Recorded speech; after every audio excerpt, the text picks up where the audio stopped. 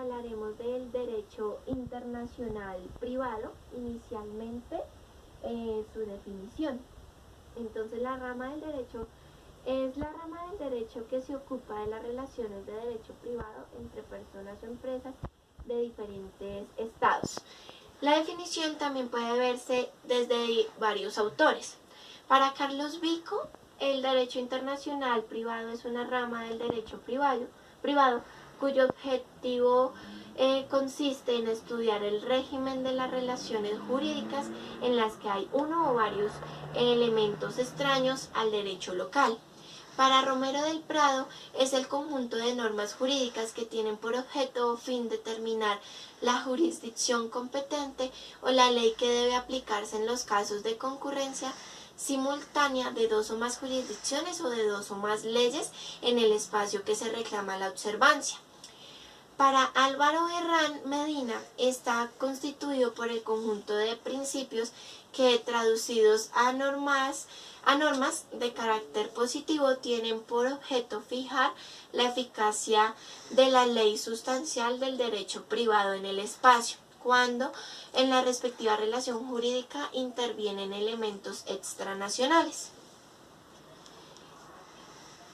Las causas que justifican la existencia del orden internacional privado son la multiplicidad en los medios y la relación económica que han creado un verdadero comercio internacional entre súbditos de diversas soberanías que buscan una integración dentro del ámbito regional y el ámbito mundial.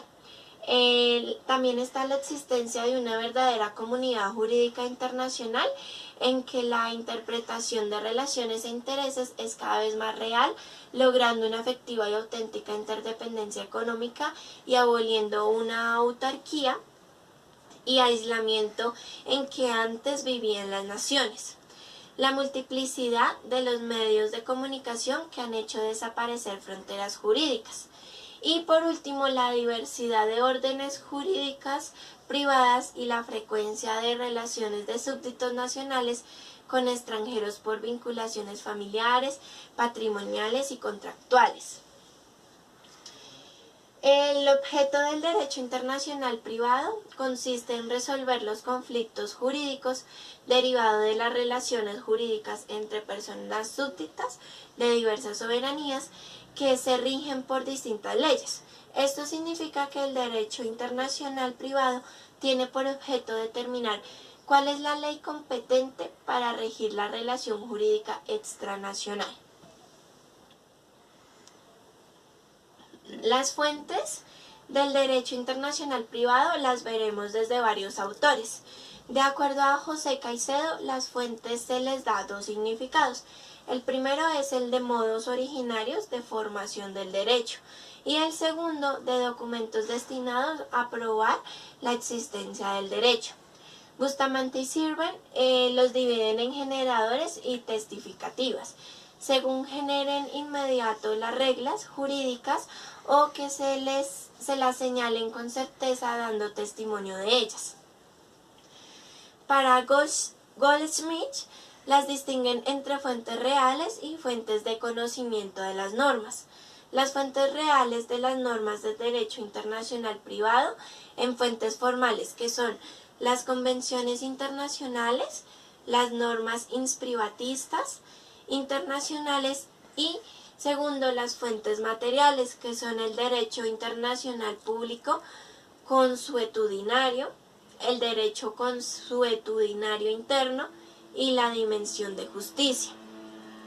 Otros autores no las clasifican, sino simplemente dicen que son el derecho natural, la ley, los tratados, la costumbre, la jurisprudencia y la doctrina.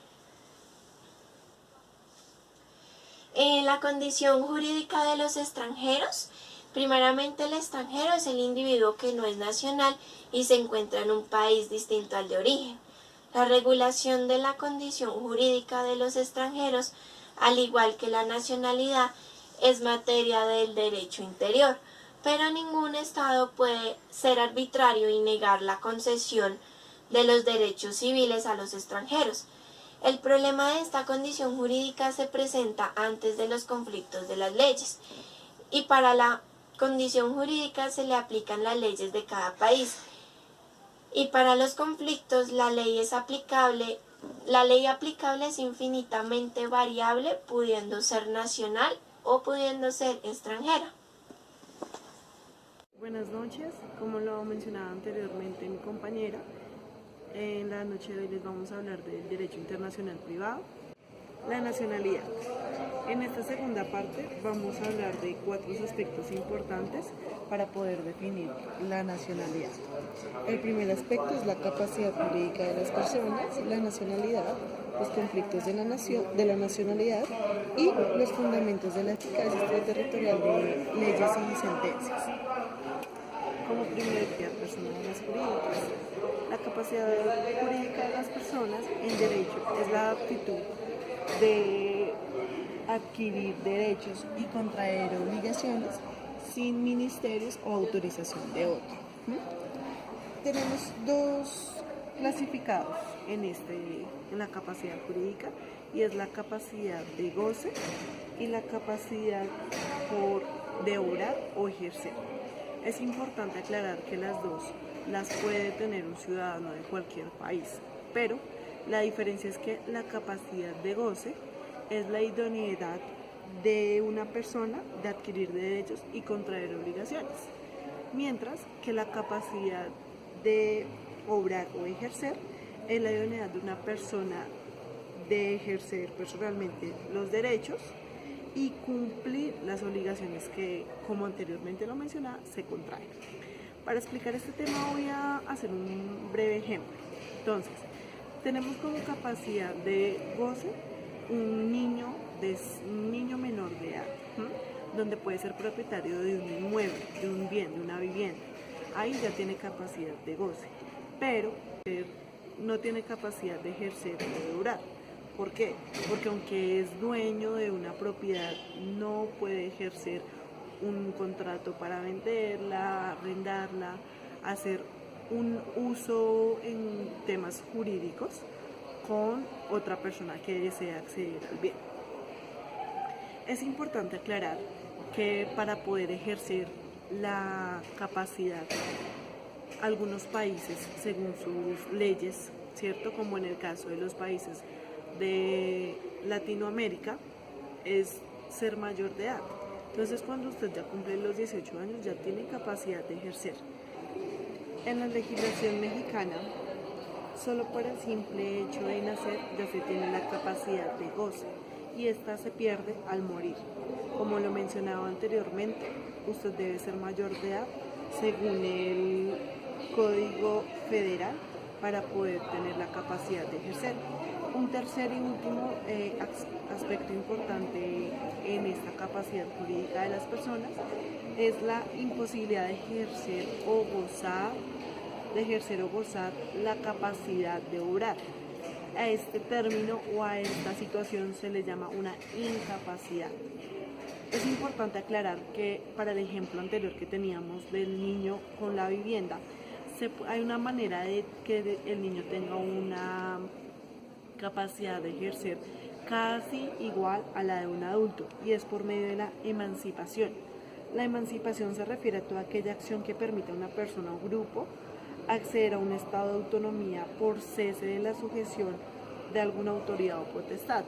Entonces, por medio de la emancipación se permite que el menor pueda adquirir un grado de capacidad de ejercicio casi idéntica a la de un adulto. Lo único que no se puede hacer es contraer matrimonio sin la autorización del tutor legal.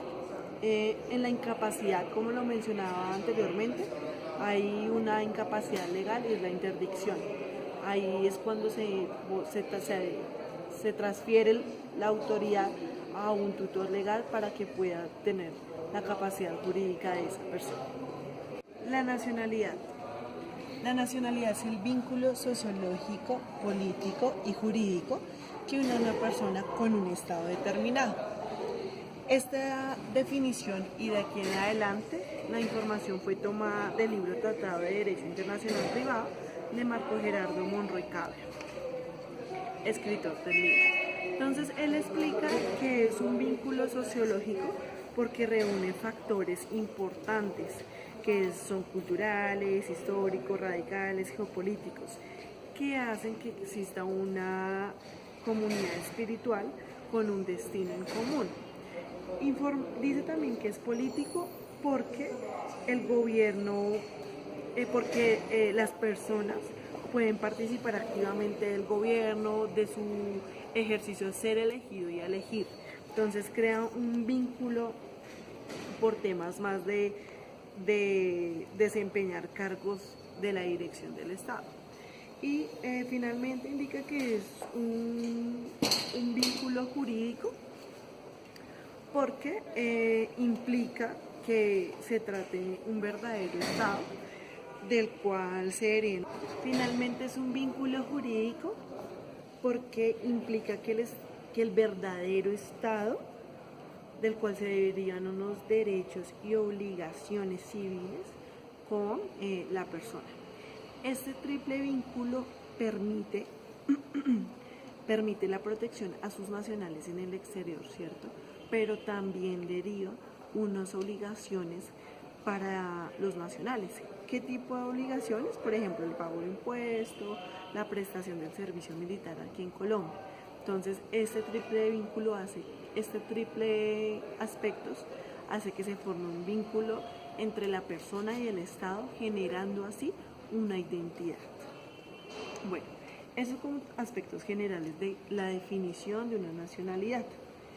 Vamos a hablar algo importante y es la naturaleza jurídica de la nacionalidad. Con respecto a la naturaleza jurídica se ha enfrentado pues como dos conceptos opuestos. El primer concepto, en la doctrina francesa se considera la nacionalidad como un vínculo jurídico que liga al individuo con el Estado, ¿cierto? Entonces aquí manejan tres aspectos importantes respecto a esta teoría, y es el interés individual, la defensa de la familia y el interés general del Estado. Otros autores consideran que la nacionalidad es un vínculo de derecho público interno creado por un acto unilateral del Estado. Entonces es importante mencionar esto porque lo que los autores consideran es que la relación es directa entre el individuo y el Estado, ¿cierto? Y por tanto pues constituye un derecho público. Algo importante frente a la naturaleza jurídica de la nacionalidad es la libertad de nacionalidad, ¿cierto? ¿Qué es la libertad de nacionalidad? Pues es la doctrina, es cuando una persona desea cambiar de nacionalidad y cuando no lo quiere hacer. En este aspecto tenemos dos puntos importantes. Primero es la libertad positiva del cambio de nacionalidad y la segunda es la libertad negativa del cambio de nacionalidad. Vamos a explicar un tema de unos términos antes de continuar con el tercer tema, que son los conflictos de la nacionalidad. Bueno, entonces tenemos como primera instancia el ius sanguinis y como segunda ius soli. El ius sanguinis es el criterio que puede adoptar un ordenamiento para la concesión de la nacionalidad. En este ius sanguinis, lo que hace un país que se rige bajo este término es que dependiendo, ius sanguinis significa de sangre, derecho de sangre. Entonces, donde fue nacidos los padres, esa es la nacionalidad que se le va a dar. Como lo dice acá, es una persona que adquiere la nacionalidad de sus ascendientes por el simple hecho de su filiación biológica o incluso adoptiva. El ius solis es de suelo, derecho de suelo. Entonces eso correspondería al derecho de suelo, que lo que implica es que si el niño nació en Argentina y sus padres no lo son, le dan directamente de una la nacionalidad argentina. Más adelante, con los conflictos de nacionalidad, hay que aclarar que dependiendo de cuál país nazca el bebé, asimismo le van a otorgar o el ius sanguinis o el ius soli, que los dos, hay países que manejan este tema mixto. Volviendo al tema de la libertad de nacionalidad, como les venía mencionando anteriormente, la libertad positiva es cuando una persona quiere dejar su nacionalidad, perderla por adquirir una nueva. Este término lo manejan como la nacionalidad no es indeleble, fue acogido desde la antigüedad y Cicerón decía que nadie puede ser obligado a mudar de ciudad ni a permanecer ciudadano contra su voluntad. Y la libertad negativa hace referencia cuando se prefiere o se trata del derecho de conservar la nacionalidad que se tiene. Esto tiene consecuencias, esto tiene también unos derechos, unas obligaciones. Vamos a hablar de los conflictos de la nacionalidad. Los conflictos de nacionalidad surgen por la diversa regulación de los derechos positivos de este aspecto. Entonces es importante, teniendo en cuenta lo mencionado anteriormente de la libertad positiva y de la libertad negativa, que hay dos clases de conflictos, el positivo y el negativo. Entonces, cuando hay un conflicto positivo es cuando más de una persona tiene dos o más nacionalidades. Cuando es negativo es cuando hay conflicto cuando una persona es rechazada como nacional por los países que pretenden ser súbditos, lo dice el autor. Entonces, en los conflictos de nacionalidad se presenta una serie de situaciones importantes que se deben mencionar. Para eso voy a utilizar un ejemplo. El primer ejemplo, el del conflicto entre dos legislaciones, una de las cuales es la del juez o tribunal que debe resolverlo. En este caso, como las normas de nacionalidad son de orden público, el juez encargado debe resolver el conflicto, aplicará su propia ley. El ejemplo es entre la legislación alemana y la colombiana. El caso de un individuo hijo de padres alemanes domiciliados en Colombia y que nace en Colombia, según la ley alemana será alemán y según la ley colombiana será colombiano. Si el conflicto lo resuelve el juez de Colombia, dará prelación a la ley colombiana, y si es un juez alemán, dará preferencia a la ley alemana.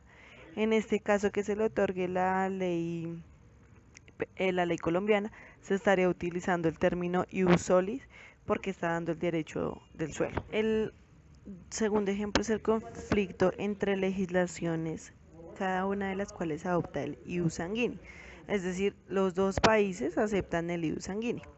El ejemplo sería hijo de padre alemán y madre francesa que nació y se haya domiciliado en Francia. Solución, se preferirá a Francia por existir del lado de ellos varios elementos: sangre, domicilio y nacimiento. Hijo de padre alemán y madre francesas. Los dos son diferentes países, pero el hijo es nacido en Francia y domiciliado en Alemania. La solución se le debe dejar optar al interesado por declaración expresa, por cualquiera de las dos nacionalidades. Ya es la nacionalidad que le deseen dar. Para la solución de los conflictos hay 4 medidas importantes. La primera es aplicando el mismo criterio de nacionales y extranjeros en casos iguales. La segunda es mediante acuerdo de reciprocidad. Y la tercera es imponiendo medidas para que nadie carezca de nacionalidad. Finalmente, no imponiendo la propia nacionalidad mientras no se haya renunciado a la anterior.